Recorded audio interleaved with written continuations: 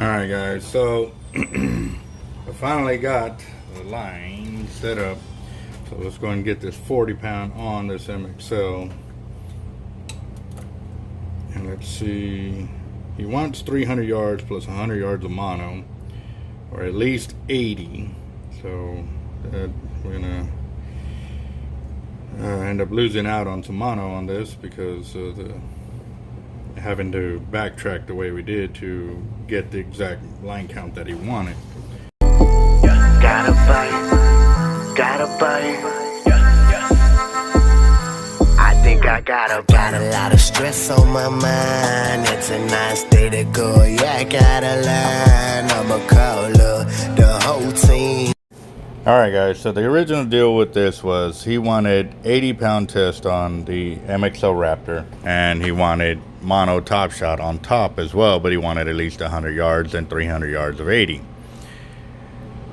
We didn't know how much we would be able to get on there, so we had to do the mono first in order to work with the braid. And with a mono, you only get one cut. It's not like the hollow core braid where you can cut and splice and not lose, hardly anything.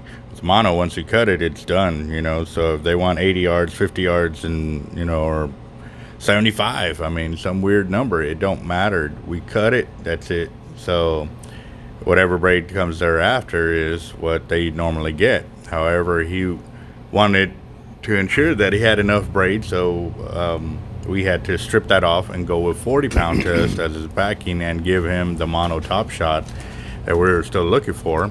But at the same time, he wants to make sure to get 300 yards. So we're going with the 40, and then we're going to add the rest of the mono on top, and we're going to see how it goes from here.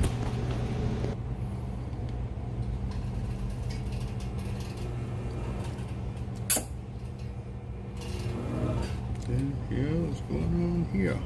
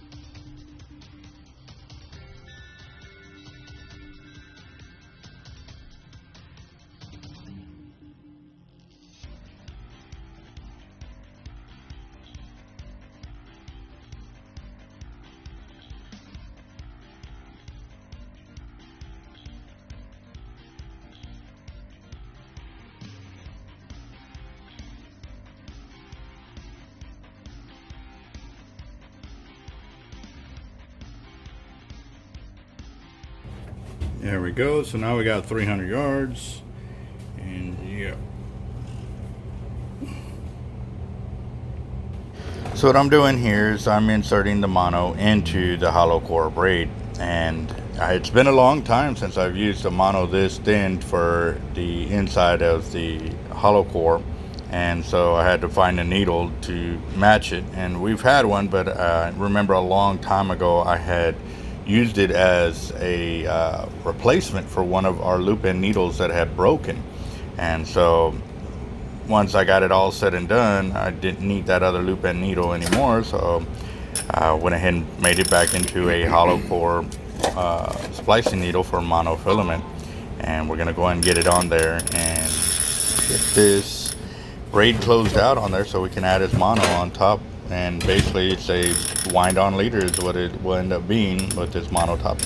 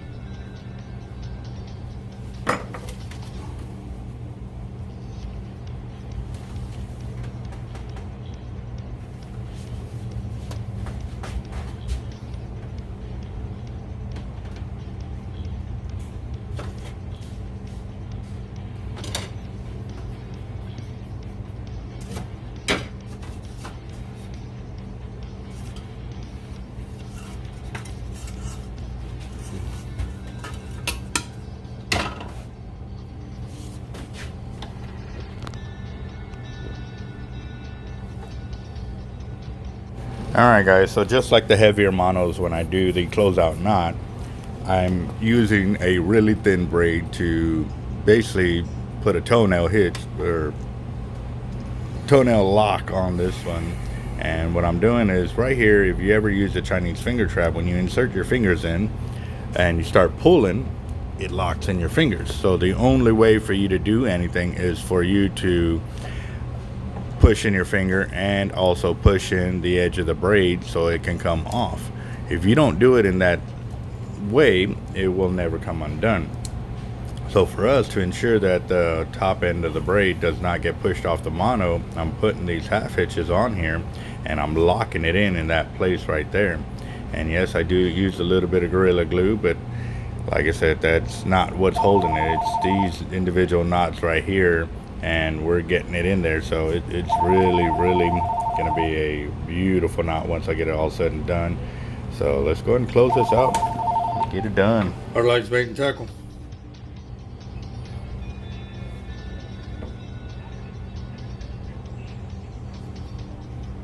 We do it, but they're raptors.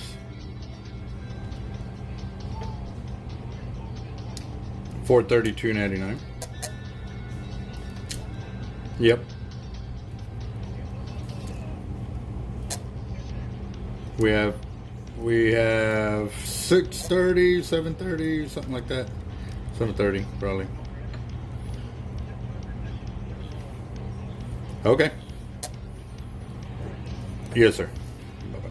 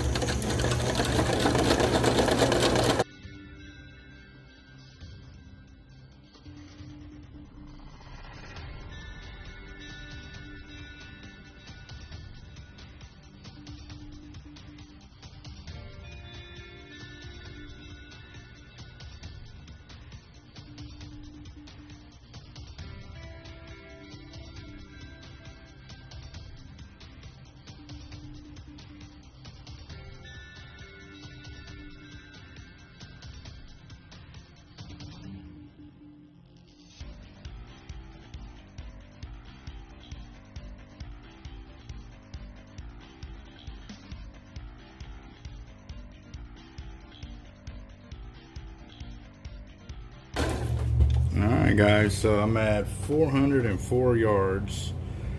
That's 300 yards of 40 pound 16 strand hollow core and 104 yards of 50 pound mono. He's gonna be trolling for mahi and stuff like that, so